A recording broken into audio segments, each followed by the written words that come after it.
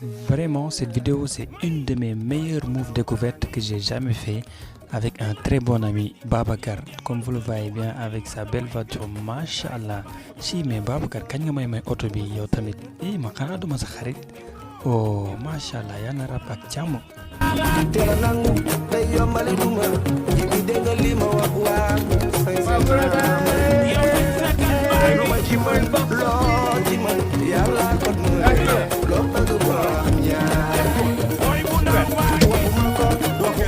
Je tenais aussi à remercier Coach Kombina. Donc, on a déjà fait une vidéo dans le passé. C'est elle qui m'a aidé pour les caméras. Merci, Kombina.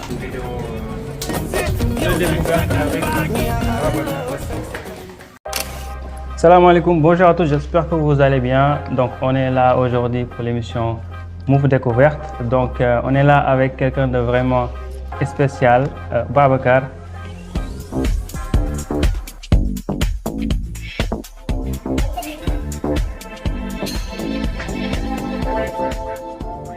Babacar, qui a vraiment réalisé beaucoup de choses, mais je vous laisse d'abord se présenter. Je vais vous présenter. Bonjour, je vous salue tous là. Donc, je te salue El Hadj aussi. Merci pour l'invitation, ça me fait plaisir d'être là avec vous. Je me nomme Babacar Niang, sénégalais. C'est ça, c'est ce que je veux dire en fait. Donc vraiment c'est un honneur de le présenter parce qu'il a vraiment marqué son histoire, que ce soit en étant meilleur buteur sur pas mal de compétitions, avec 24 chronopostes. Il a aussi joué avec l'équipe de Québec en Première Ligue. C'est vraiment quelqu'un, c'est un neuf, c'est un buteur. C'est le Ronaldo sénégalais. donc en fait c'est ça le but, de vraiment mettre en avant des personnes de la communauté ou bien même une autre personne inspirante. Donc si ça peut inspirer des jeunes du Sénégal qui ont football, peut-être qui ont des joueurs qui jouent quoi. Donc on va commencer à rentrer dans le vif du sujet. Alors, Babacar, où est-ce que tu as démarré? Où est-ce que tu as grandi? Comme Babacar, c'est Babacar comme tout le monde, judo au Sénégal. Ouais, judo Ndar à Saint-Louis. Ndar. Ouais, après def parcours nekkoon Dakar Town. Ndar neex na Ndar foofu noonu ak jën yi. Ouais, Ndar de moom. yow ku bëgg jën nga yow. yow ku bëgg jën nga yow ku bëgg jën nga mooy. C'est normal su ma juddoo si dëkk bu am géej dex woon la c'est normal nga bëgg jën, c'est normal ça. Mais ban moo sa jën préféré yow, capitaine wala. Man j'aime bien coof nag quoi. Coof. Ouais, j'aime bien coof, bëgg naa yaboy aussi quoi, j'aime bien yaboy. Waa Sénégal ñu bëri dañ ko bañ ak bëri yàq nee nañ. Mais yaboy moo jën, yaboy moo jën de. Mais j'avoue, tu as raison quoi. Vraiment moo jën. J'avoue. Mais comment était ton enfance? Est-ce que tu étais quelqu'un de terrible ou quelqu'un de calme ou quelqu'un de je sais pas? Ouais, mais soo gisee genre ni may mouver nga xamante j'étais vraiment une enfant très. Ni ngay mouver hein? Ni ngay mouver publicité, j'en profite. L'équipement Move Never Stop est ouvert. OK, allez acheter les équipements fitness. Move Never Stop. Donc moom la Babacar sol nii tamit. Donc c'était juste une pause publicité. Waaw, continue. Donc je vous conseille d'aller la chercher sur le site.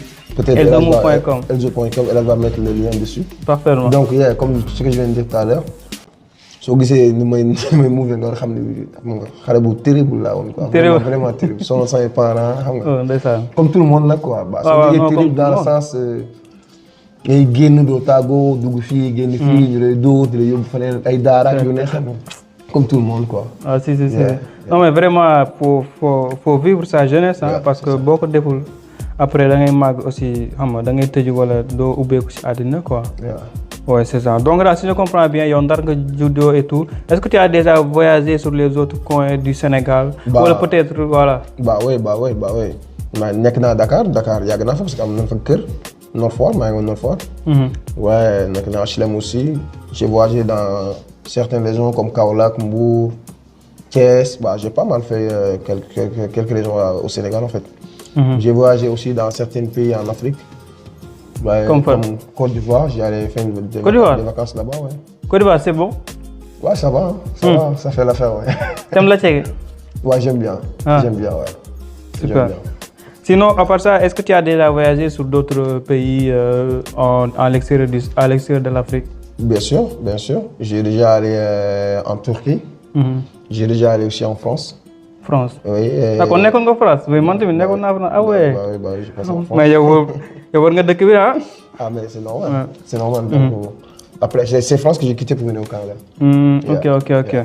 D'accord, ok.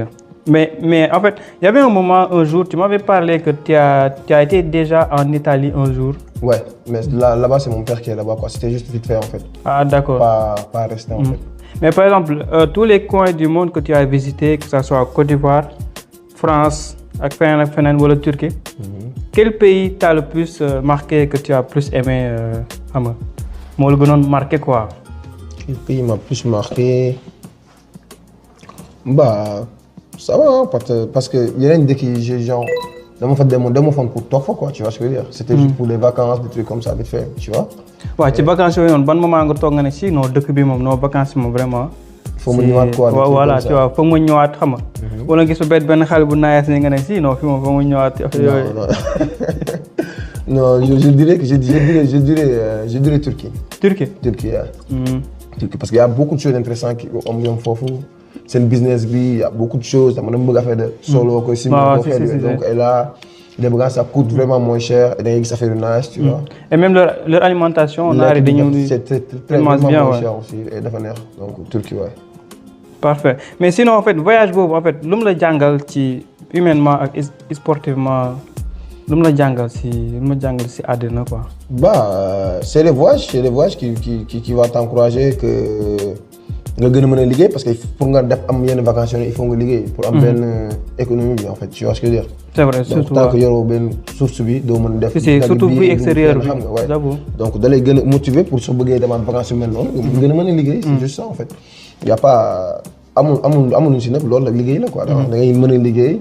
Dajale sa xaalis mën a dem def li nga bëgg def sinon su amul xaalis doo mën def dara quoi. J'avoue. Donc, et j'en profite aussi big up à vraiment tous les étudiants qui apprennent aussi ici au Québec yi jàng aussi en même temps di fayaale.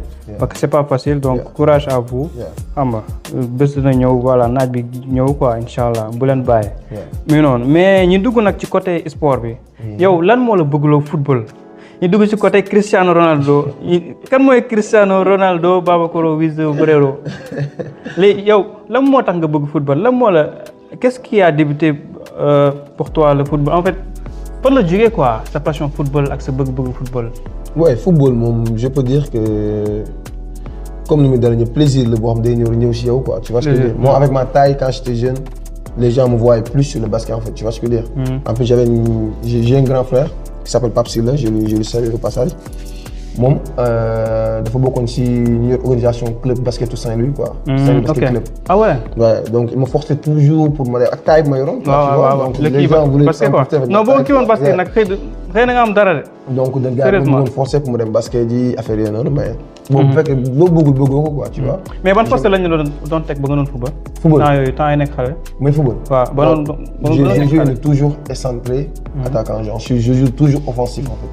mosuñu la teg défense ndax njoolaay affaire yooyu nga bëgg affaire yooyu noonu. non peut-être temps xale quoi donc xale mais moi commencé football ba maa ngi football. ok depuis loolu je joue offensif quoi.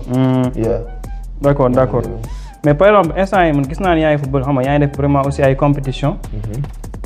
Aussi tu vois j'en profite aussi il fait partie de l'équipe du Sénégal ici au Québec c'est vraiment un œuf de qualité maa leen ko wax fii c'est un œuf de qualité machallah. Mais en fait comment tu cumules le travail et le sport à côté football bi nan ngay cumuler ñaar yooyu noonu. noo koy arranger quoi sa horaire ak sa liggéey bi et tout. c'est comme ce que je viens de te dire tout à l'heure en fait. Tu sais genre am na ñoo xam ne dañuy am plaisir di génn dem plage. am na ñoo xam ne dañuy am plaisir génn dem boîte. tu vois ce que je veux dire. man noonu laa amee plaisir dem di football. donc daf may jaral xam nga ma def tout. ma planifier samay heure xam heure bi ma mën dem entraîner heure bi ma dem mën nekk daf may terrain tu vois ce que je veux dire. mais dégg naa gars yi nee nañ. yow mën nga bañ a entraîner sax. ñëw mat sa taal man loolu moo ma jaaxal. waaw mais mooy comme ni ma la tu vois am na. mais comment c'est possible. mais c'est possible yow doo entraîner nga ñëw boo ñëwee da ngay taal man loolu moo ma jaaxal quoi comment ça se fait. c'est comme dafa am lu nekk si tànk bi wala.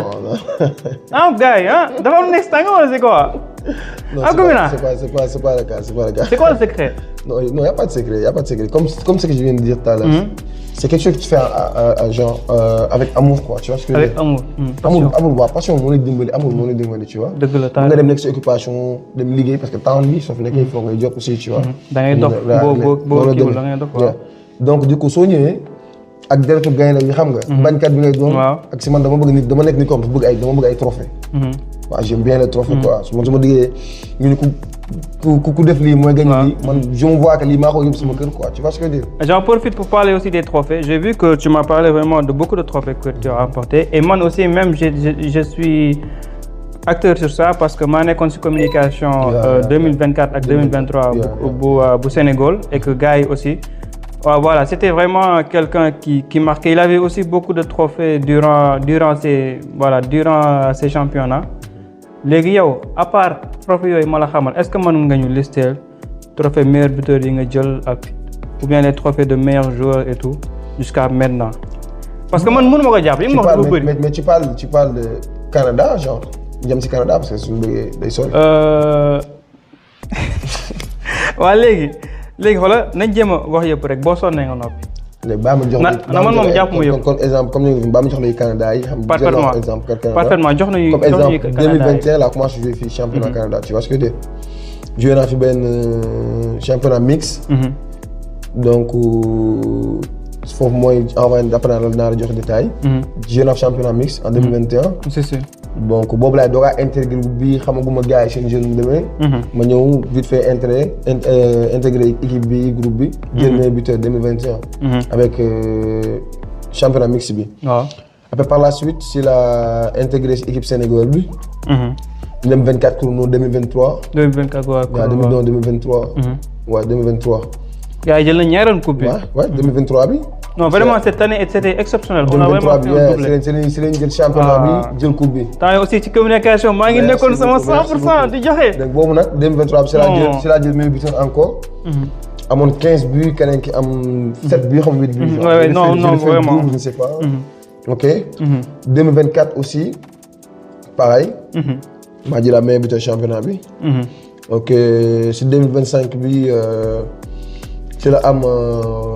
Ligue 1 bi comme Royal Beauport comme kii Beauport bi c'est vraiment énorme de jouer pour le championnat de Québec quand même je tiens à le souligner vraiment félicitations c'est l'unique équipe qui joue en Ligue 1 ici au Québec c'est donc du coup si leen ma gisoon dañuy def remise de trophée bi ñu jël ma man ak beneen joueur ñun ñaar moom moo jëloon meilleur joueur moom moo jëloon meilleur buteur ñu boole ñun ñaar defal ay tests quoi waaw comme ça après ngeen mën a intégrer seen équipe A bi wala lu mën a intégrer donc du coup noonu laa demee ba parfaitement mais par exemple qu'est-ce que ça te fait nga ñëw Québec ngay jouer benn équipe bu football bu Sénégal en fait qu'est-ce que ça te fait en termes de fierté ak aussi en fait sa relation yi nga am ak gars yi et tout comment tu sens cela quoi xam nga ak gars yi noo leen gisee et tout ak comment tu te sentais aussi sur l'équipe et voilà quoi sur ton évolution. Bon, je peux dire que l'équipe m'a permis sax ma sama tour gën a tu vois si town bi parce que may doog a ñëw fii j'avais pas beaucoup d'amis quoi tu vois ce que je veux dire joué naa fi ak ay équipe championnat tubaab yoo xamante ni damay attends on va souligner man taxuma gars yi gën la kii tamit gars yi si lan si genre en fait j'ai participé affaire yi bokk na mais non soo paree nga jox benn mais je parle d'avant may doog a ñëw bëri mun ay xarit boobu xamaguma sax équipe Sénégal bi tu vois xamaguma leen ay Mathias laa xamoon vite fait Mathias moom borom baax tu vois ce que je veux dire waaw ma koy bëgg Mathias moom yóbbuwoon may football gars yi nag après genre fekk ñu ngi football seen biir après du coup si leen dégg am na benn boy sénégalais bi football ñu ñoom Mathias attaque benn CR7 affaire yooyu noonu gars yi ni non nañ ko jëli non Ahmed nga ñëw di bonde xam naa nga ngi di bonde Ahmed tama loxo ah ouais ça va Ahmed tama loxo léegi man j'avais vraiment envie de jouer ak samay morom sénégalais mais xaw moon quoi tu vois xaw moon équipe yi yooyu na fa dëgg la donc du coup si leen amoon tournoi ñu invité un match ma ñëw gars yi teg ma ci banc bi nag boobu maa ngi doon agsi quoi mais ba leen tegee ci banc bi moment boobu lan nga sentir en fait comment tu l'as senti en fait est-ce que tu t'es posé la question mais gars yi dañ ma xamul wala ok donc je vais pas chanter quoi xam mon moment va venir mais c'est normal soo ñëwee gis équipe boo xam ne mu ngi yàgg nañ football seen biir nekk en pleine compétition nga ñëw bees c'est normal ñu teg la ci banc bi parce que genre mënoo ñëw rek ñu intégrer le vite fait genre. Donc man aussi même ça m'aidait parce que lorsque j'étais dans le banc ba ma toogee ci banc bi di xool di toog di leen seetaan ñu football. ça me donne des idées pour su ma duggee nga xam su ma duggee di nga xam da ngay placé woo da ngay xam ñii la moo seen façon de jeu tu vois. Ça c'était quelque chose qui m'a aidé même genre. qui t'a aidé quoi. Ouais. Mais par exemple yow ci équipe bi kan moo si gën a nekk sa xarit. Équipe ñëpp samay xarit lan la quoi. mais kan moo si gën a nekk sa xarit. à part Mathias. à part Mathias donc. non ak Pimzi nga xam moo tax may à part Mathias. ak Pimzi xanaa ak Pimzi. waaw Pimzi waaw ak Pimzi. mais Pimzi xam nga non Pimzi sama xarit Pimzi sama frère la bokkul. mais xarit ak frère bokkul. Pimzi moom vraiment c'est mon frère quoi. gars yi kër la quoi. non Pimzi c'est mon frère Pimzi c'est mon frère. non vraiment yow ku la jàpp ku baax na quoi tu vois te vraiment une bonne personne.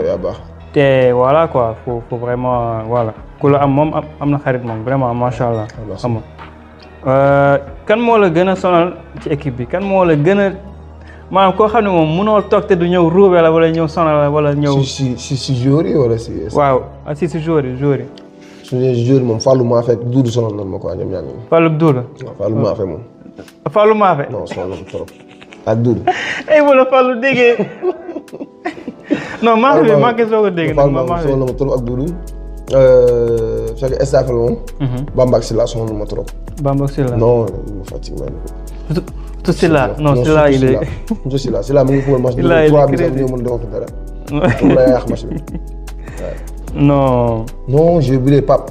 ban Pape. Pape Abdoulaye. Pape Abdoulaye waaw. te mu xees nii man si noonu la ma sonalee. kenn ko. mais par exemple bu ñu waxee ci loolu noonu comment le sport vraiment parce que li nga wax sànq nga ne sport bi jàppale na ci intégration bi. par exemple le fait que tu as participé à l'équipe yan en fait lan lu baax nga si gis loo xam ne après jàppale na la quoi soit par exemple si ay c'est pas collaboration wala ñi nga xam ne gis nañ benn affaire comme li nga wax sànq Québec bi et tout.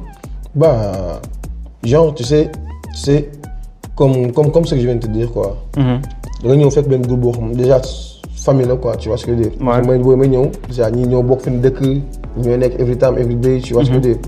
en plus booy tamit nekk ay booy bañkat donc soo ñëwee parfois da ngay doon bañkat. non gars yi mën nañu bañ. non da ngay soo ñëwee da ngay doon bañkat par ñoom. soo nekk bañkat doo mën a ànd ak ñoom sax tu vois ce que je veux dire. dëgg la donc loolu la rek en plus suñuy def dara ñëpp koy defandoo en famille. suñu nekk ci terrain moom dañuy nekk ay gaynde suñu ci pare nañ ci. dëgg la jàppante quoi. en plus on l'avait pris au sérieux te pris au sérieux boobu moo lay dimbali xam nga. ba leneen nag leneen am ci quoi parce que man déjà man suñu woon booy doo mën a football beneen ay Ligue 1. waaw Ligue 1 waaw donc lii moo lay dimbali pour nga mën a yegg ci beneen étape quoi. mais par exemple benn question mooy yow. si tu devais te comparer yow sa style de jeu boo waroon comparer ci benn joueur pro connu ban joueur lay nekk. Il y a une certaine idée. En fait, je vois que tu as aussi des moments, tu as aussi une sorte de technicité. Xam nga technique aussi. Boy man damay gis attention. Mais c'est normal, c'est staff nga bokk da ngay gis pour forcer da ngay mën a gis. Xam nga donc yow tu as un peu de technique mais da ngay mbëkk aussi et aussi tu peux aussi marquer. Ouais. Yow na nga gisee sa bopp ban genre type de joueur nga am benn style. Genre si on parle ban jour laa gisee sama bopp. waaw comme Lewandowski wala CR7. ñu bëri dañ naan ma ay Ibrahimovic ngay gën a. Ibrahimovic wala ay CR7 ñoo ngay gën a nduru quoi. maanaam ay force de frappe. waaw tu vois ce que je veux dire. ay force de frappe. des fois nga dóor mu naaw nag de. waaw c'est normal. des fois nga dóori soxor mais dóori soxor moo tax nag. waaw donc je peux dire ça mais si on parle de tactique. Man c'est Neymar qui est mon joueur quoi, je regarde bien ses vidéos tu vois. C'est ça qui m'aide parfois même de faire tu vois. Ouais, mais Neymar il est bon, Neymar il est bon. Hein. Mais par exemple, OK, yo, je vois que tu es sénégalais. Bon, je pense qu'on le connaît déjà comme on a débuté en wolof. Yeah. Mais par exemple, yow c'est quoi ton plat préféré sénégalais boo xam ne peut-être bu la yàlla mayee jabar wala dara bëgg nga mu dóoral la ceeb boobu moom boo ko lekk semaine bi moom da ngay faatu yàlla waaw. Mais déjà tu viens de le dire. Mais ceeb boobu soo ko lekkul semaine boobu noonu. mais man lu ma wax loolu kon donc yow si je comprends bien ceeb la quoi. man Ndar laa j'habite à Saint-Louis je te le dis bro. non Ndar rek ñoom man ceeb la. mais Ndar laa mënu moom beneen plat bu ceeb jën. ceeb bu jën mais ceeb bu xonq bi wala bu weex bi. ñaar yëpp bàyyi ma invité. ñaar yëpp bàyyi ma dem Sénégal ma invité la nga ñëw sama gars Ndar sama yaay toggal la. waaw Ami Thiam moo lay toggal Ami Thiam sama. Ami Thiam non Ami Thiam boo toogee xoolal bu ma fàttee dina tombé ma ñëw foofu noonu xam nga waaw man moom coof laa bëgg quoi boo may laaj au cas ban jël laay lekk coof laa bëgg damay lekk suul tamit ak xooñ donc voilà bul ko fàtte quoi waaw donc bu nekkoon ne yow tu as un super pouvoir ce serait lequel super pouvoir comme par exemple nii ne non man su ma amoon pouvoir seey wala pouvoir lire dans les pensées wala pouvoir peu importe yow ban pouvoir nga en fait genre fekkoon pouvoir boo xamante ni genre da ngay am pouvoir boo xam da ngay def li nga bëgg def quoi. voilà c'est ça que tu parles. voilà. yàlla bu xëyoon tey ne leen waaw ok léegi ku ci neex na choisir benn pouvoir yow ban pouvoir moo lay neex. non man nag xam naa pouvoir bi ma bëgg dama koy bëgg nii rek mais mënut a nekk parce que. non moo bindee noonu ay àddina am quoi. non dañuy kii nii rek. pouvoir ma bëgg dëgg mooy. aider vraiment les gens qui sont en besoin quoi. tu vois ce que je veux dire dans tous les domaines. Super héros quoi. waaw dans tous les domaines.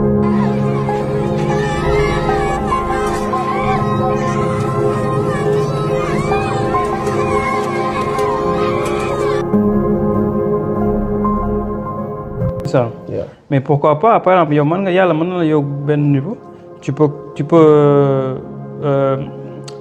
être quelqu'un parmi une association boo xam ne day jàppale peut-être yeneen dëkk yi et tout après t'en fais partie des fois tu fais des voyages xam nga di leen participer et tout après les gars t'accompagnent ils vont savoir que cette personnalité il est là pour aider pourquoi pas comme les personnes le font. man di la ko ñaanal nga toll benn niveau que yàlla gën la mu gën a may xewal et tout tu vois. mais c'est pas à pas actuellement là où je vous dis on est sur ça. On fait notre mieux quand même. dans certaines tailles là mais ñoo comme li nga ñaan rek. à notre taille quoi. mais inchallah loolu moom taxawee man tu me dis. je suis prêt à xam nga xool lu ma si mën après ma jàppale la parce que projet boobu c'est un projet d'humanité quoi. yow da ngay pare yàlla na yéex man aussi.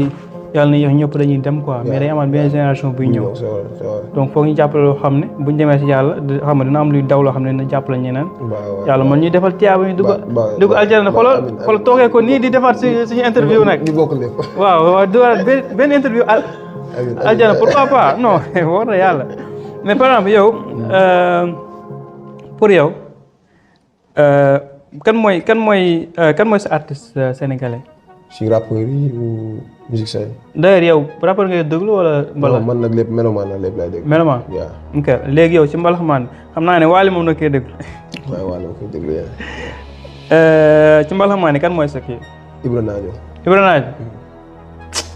waaye boo ñu tegaloon benn teel a yeew bi dina kii waaw xoolal seetlu ñu teel a yeew foofu ma laaj ko ci rappeur yi jàppale la mais ci rappeur yi kan mooy sa kii. rappeur yi waaw. Bah rapport j'écoute pas mal beaucoup de rappeurs là damay déglu Dip Sam Poesie Ngaaka Nit Dof damay déglu ñoom ñëpp quoi. Nit Dof. Nit Dof xam nga Nit Dof yow. waaye man damay déglu rap de. kon nice. Ngaaka Omzo. waaw Omzo daal dama koy déglu man melomaan laa damay déglu. non Buzz Lab ñëpp laay déglu. Buzz Lab non toi t'es connaisseur non Buzz Lab moom musique non vraiment Buzz Lab il a aidé beaucoup de. Donc yow da nga doon déglu Buzz Lab. non kon yow kay loolu moo tax dañuy déggoo xam ne loolu la. géemoon laa nag muy déglu gars yi. yaa ngi seet son bi. waaw ok léegi xam naa bu ñu jeexalee loolu. léegi beneen bu mu am mooy par exemple ban moo ngay wax xaar ba ñu pare ban moo ngay am pour supporters yi.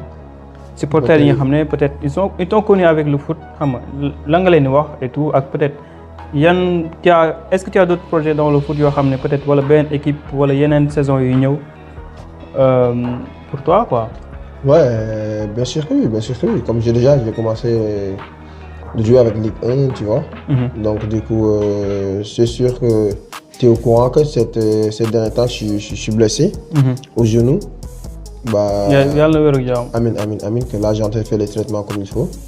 Donc du coup, pour les supporters, je vais revenir sur la question que tu venais de me demander tout à l'heure. Pour les supporters, bah, juste, on est vraiment fiers d'eux parce que eux, ils sont toujours là en fait. Tu vois toujours là, ouais, c'est vrai. Il y a des supporters de nous épauler, c'est lépp tu vois. match day am mu metti ñu passal seen bopp ñëw xam nga.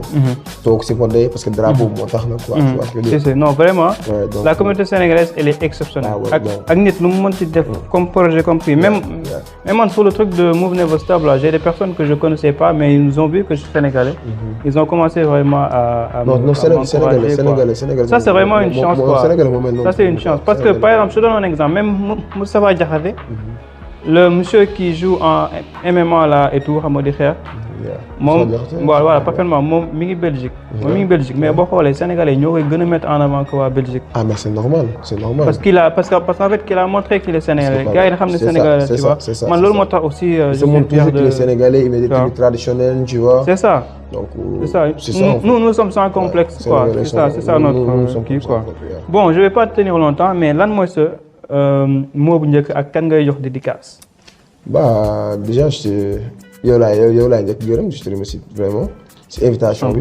ça me fait plaisir vraiment. yaa ko def nag dañoo bokk yow émission bi. yaa ko def professionnel nga ci li ngay def. donc du coup maa ngi lay gërëm di gërëm sa cameraman bu ñaaw lu bëri. ci ginnaaw. technicien. waaw donc maa ngi remercier ñëpp di remercier auditeurs ñu seetaan ak ñëpp tu vois. donc jox dédicace sama gars yi big up sama waa équipe ñëpp maa ngi shout out mun ma toog fi di lim kenn turam tu vois donc su ma limee joxale sa Instagram tamit Instagram bi Wiz Babs la Wiz Babs le vrai mooy Instagram bi donc du coup fais un petit coucou à ma mère vite fait xam nga ak sama grand frère Silla vite fait donc c'est ça ak sa sœur moo war a defal ceeb tamit Ami Thiam waaw bu ma fàttee dégg nga Ami Thiam ma la élage dégg nga man la Babs boole loon quoi. Ouais. Donc mi ngi noonu gars yi maa leen sant leen gërëm donc je vous remercie d'avoir suivi cette interview avec Wiz de Babs le vrai aka R7. Donc j'espère que vous avez apprécié cette vidéo. Je vous annonce aussi que la boutique de fitness est toujours ouverte pour des équipements fitness avec des t-shirts ou bien des équipements pour s'entraîner au gym. Donc ça me ferait plaisir de m'aider parce qu'il y a vraiment beaucoup de travail derrière et une équipe aussi qui m'aide à faire ça. Donc merci beaucoup d'aller me soutenir et de laisser un pouce bleu sur cette vidéo. Je vous dis à la prochaine. Di nuyu waa équipe bi yëpp. On se dit à la prochaine. It's your boy Elzo Move Babs. Boy tegal ñu teel a yeewu bi. Voilà ñu tëjee ko. Sunu ma ko bàyyee. Boy tegal ma teel a yeewu bi. lu ma ci man yàlla ko